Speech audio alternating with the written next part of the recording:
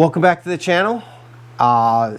Took a break last week. We went up and saw my daughter and my future son-in-law, so shout out to them. Had a good time, saw my little grandpup. And this week we have my son, Alec. He's here. He's got a 2018 Jeep Cherokee that has how many miles on it? Like 110,000. 110,000, and his shitty dad just said, you're on your own. And Alec, he was like, yo, shouldn't we like change plugs and coil packs and all that? And I'm like, oh yeah, maybe we should do that. So today we're gonna do that. So we're gonna get set up and we'll be back. All right, here we are getting ready to get going on the project.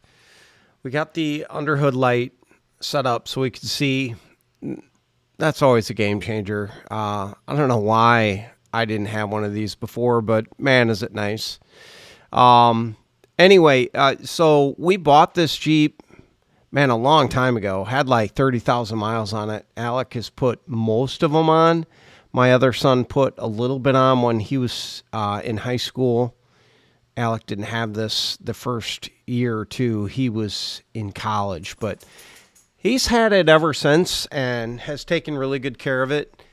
And he's on his own now, and he bought himself a code reader and noticed, hey, we've got some issues going on. He had a couple of misfire codes, had some emission codes, things like that. So he started investigating it and decided that he needed plugs, coil packs, and researched that a little bit and said, hey man, this would be a lot easier in Dad's shop than it would be in the underground parking garage of my apartment. So he asked me for some help, and I jumped at the chance. I love spending time with my kids, let alone teaching them, new skills or skills that maybe they don't have the most experience in. And I mean, all of you that are shade tree mechanics out there know, this job used to be super easy.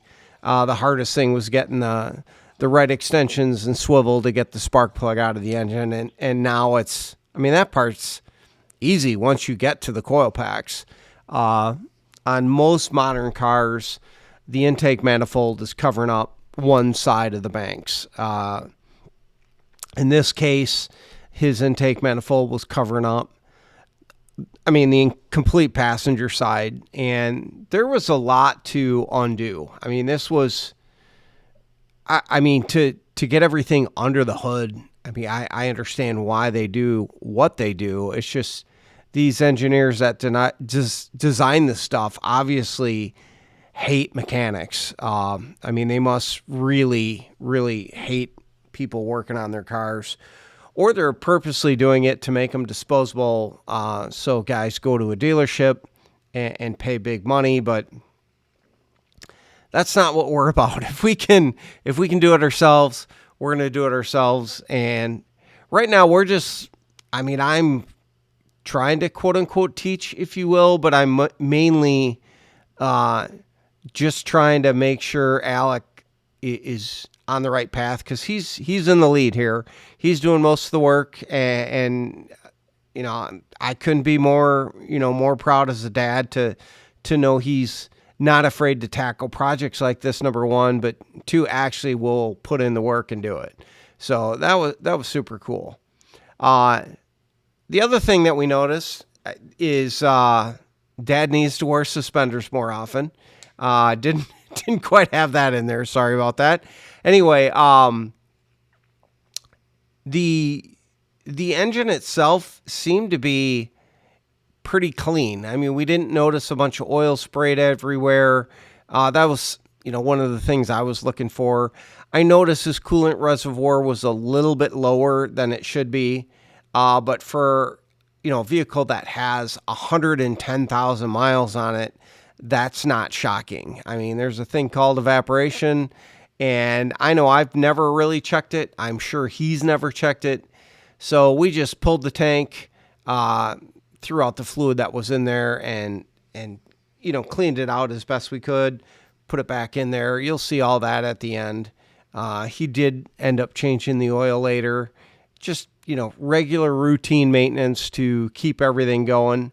But anyway, you can see we're at the point where right now the intake manifold is pretty loose. We're having trouble. We've got one hose here going to the EGR that is just being stubborn, but there it is, victory. We got it off. Okay. Yeah. Okay. Okay. Wow. This was a bitch to get to this point, is all I'm going to say. We got here. Ironically, taking this hose off was the nightmare. Hey, my heater's going to turn on. That's awesome. Hasn't been on the whole time. Now the rest of the job should be easy as far as like removing spark plugs and replacing coil packs, things like that. We've got new intake gaskets. We're going to replace those. I'm not going to say this job was like impossible or anything to do at home. I'm not suggesting that at all. It's just it's kind of a bitch. Be prepared to swear a little bit. What do you think? Yeah, agreed. Yeah, not fun. He agrees. A lot of, typical 100,000 mile grind under there, but we'll get to changing out plugs and coil packs next. I left this little time lapse in there. This is Alec and I trying to figure out how to get his coil pack wires off the coil pack. That little retainer clip, we're really nervous about damaging them because, it's been on there forever. The plastic's a little worn. And we finally figured out the trick to get all of them released. But it was so much easier having one person lift up the tab, the other person pull off the connector. Just take your time. Don't rush this part or you'll break something. There's going to be a lot of threads. Okay, I was going to say. Now we're on video. Oh, we're going to record lovely. what it looks like when it comes out. There, you got it. That was it. So that looks rough. Yeah, that looks like, to be honest, for a 100,000 mile plug, that looks phenomenal. But it looks really good. So now we'll swap it out. You'll take the old plug out, put the new plug in. Is this one of those, like, you shouldn't touch parts of this? Like when you're changing a headlight bulb? No, nothing like that. Okay. Nope, it's not in all the way. It's not? Push it all the way. There you go. And now you can slide her back down in the hole.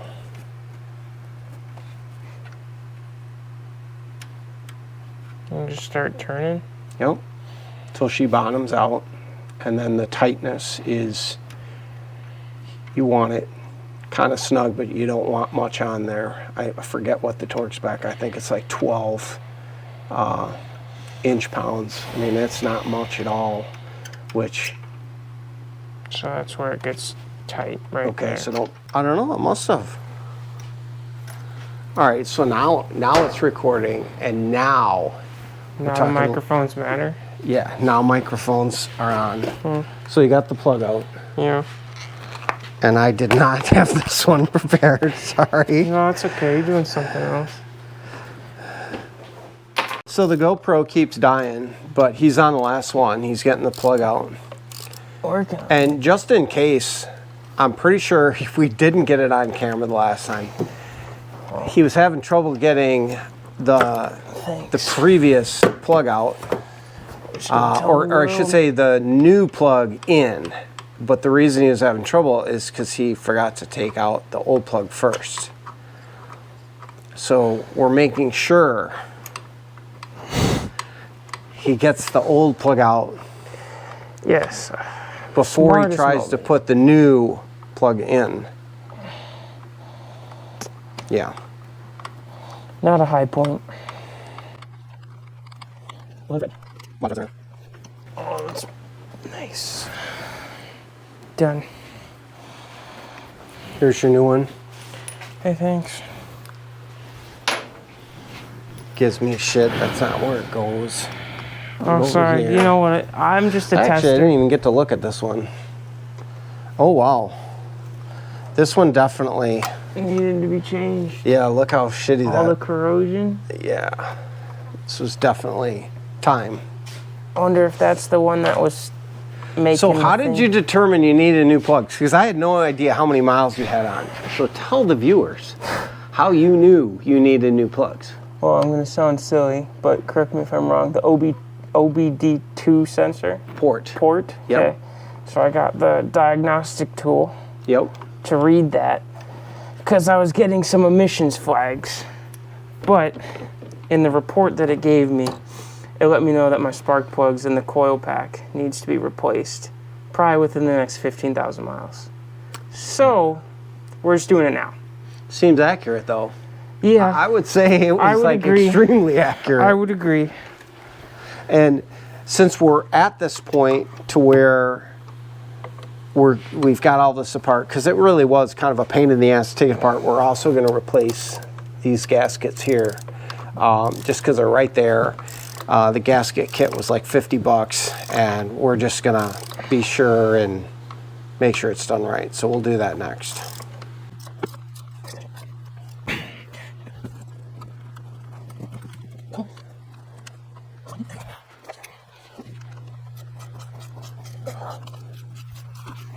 How do we change the gasket? I'll show you. I'm not familiar with that part. Those are just pushed in, so we're going to take that pick, and we're just going to gently get them out with the pick. Are the gaskets the like blue part? The actual. My son is colorblind. They're green. Oh. All right. These are blue. Blue, green. Huh. Green, blue. I'll take your word for it.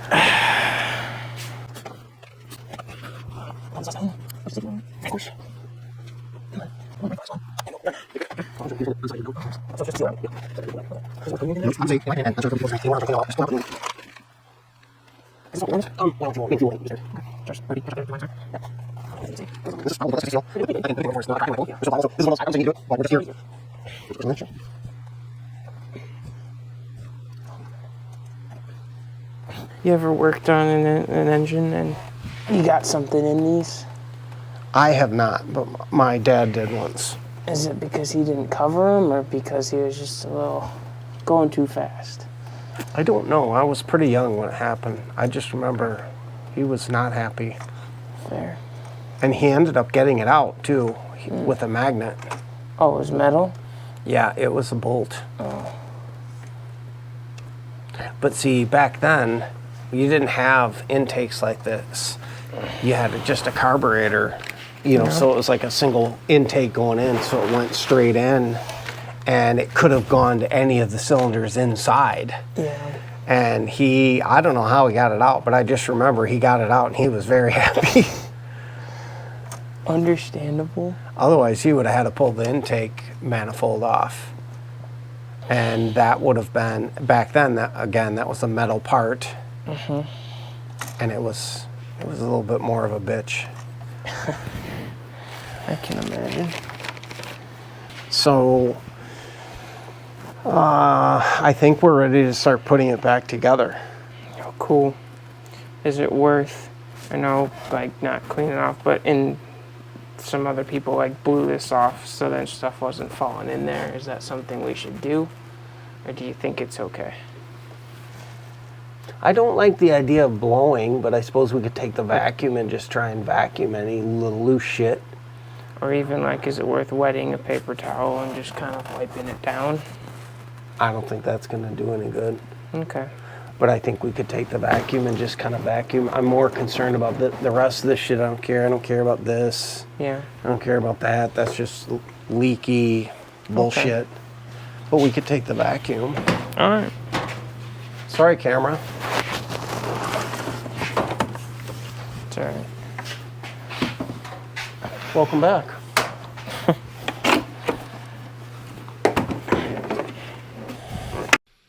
All right, so Alex just cleaning off the top of the intake. We're basically we're ready to put everything back, and we're just going over talking about what we're doing, You know, I'm trying to teach him what I know about putting this back in so that it goes smooth. He's very receptive and paying very close attention. He was an excellent student for sure. And pretty much at this point, it was smooth sailing. He knew what we had to do, and it worked out really well. That bolt, Yeah. I don't think we're going to be able to have it up that high. Let's see what happens. Yeah, I think we need to maybe do something like that.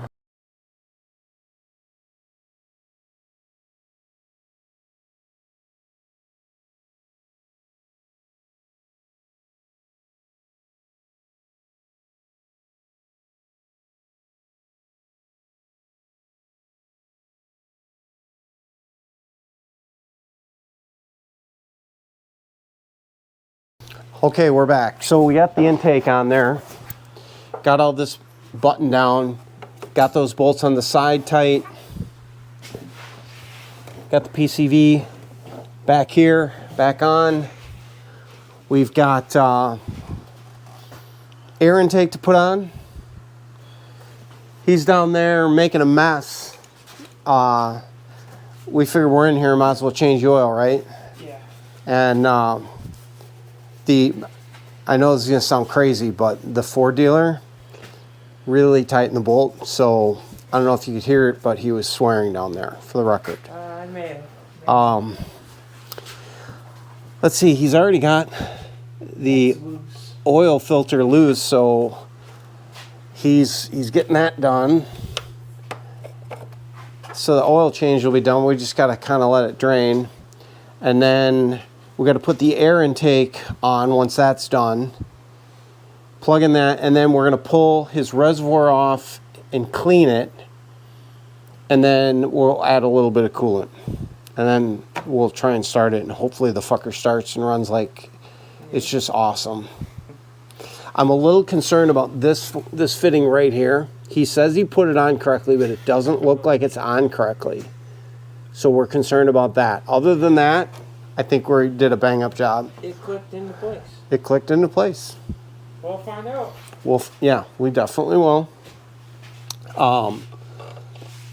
This oil filter looks fucking dirty as hell. Like I said, I wonder if I wonder if they actually changed that fucker. Well, I paid for it, so Yeah. probably not. Yeah, he had it into a Ford garage, believe it or not, to do a repair, and I guess we're questioning whether or not that was done, but Dealership was a little, little sus. So there's a shot of the spark plugs with 110,000 miles, he said, on there. And we're not flushing the coolant. He just took off his overflow because it was a little dirty in there. So we'll take care of that. Ooh, there's the wife bringing lunch. Nice. Thank you. So we got the air intake back on. Got his coolant reservoir back on.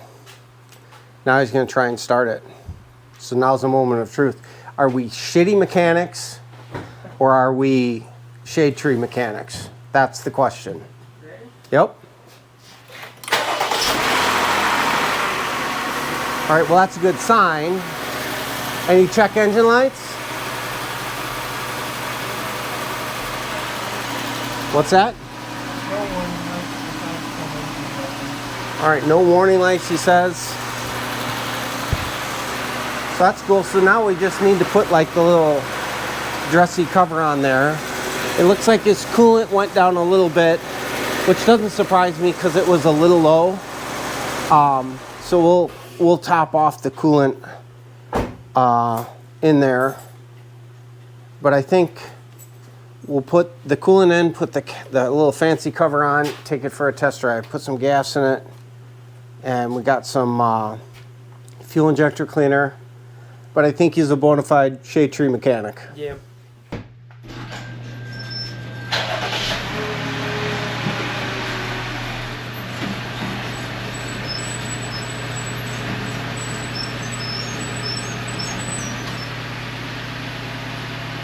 Job well done.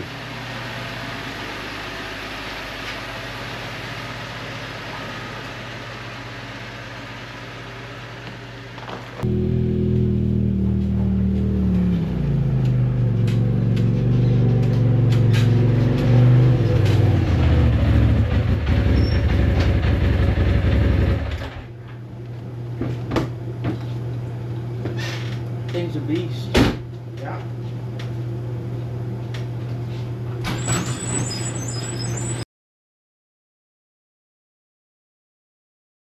Just wanted to say thanks again for watching, and we'll see you on the next one.